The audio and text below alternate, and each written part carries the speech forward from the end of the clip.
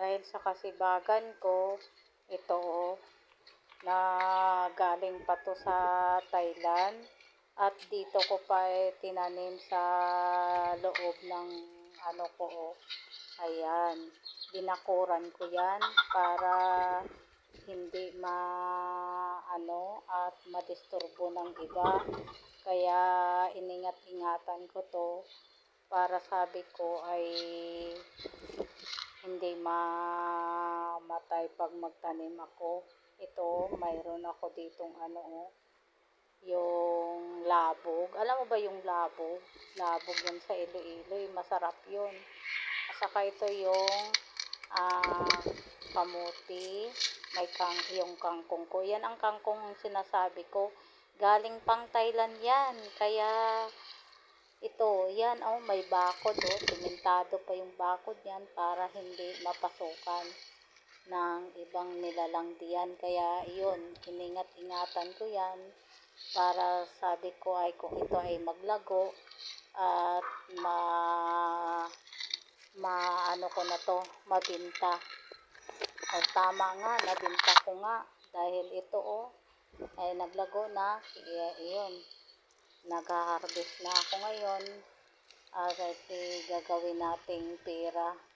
Kaya iyon, konting sikap, ayan na ayan na yung napitas ko.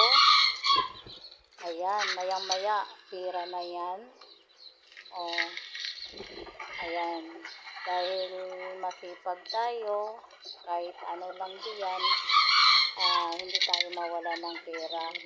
Kaya kahit lang natin, pangbili lang natin sa loob natin ng bahay, pwede na. Kaya iyon ayan, ginapang tali na.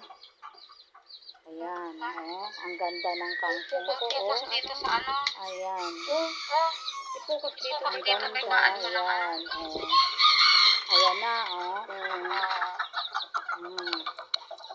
diba? Pinaputol-putol ko na, ayan, kailangan ganyanin natin para magiging malinis yung dulo. Ayan.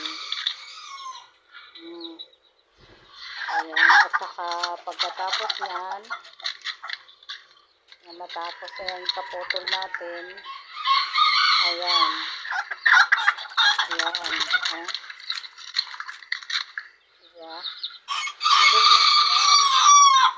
Ayan, alam nyo bang isang buwan ko lang yan tinanim, tapos na-harvest ko na siya.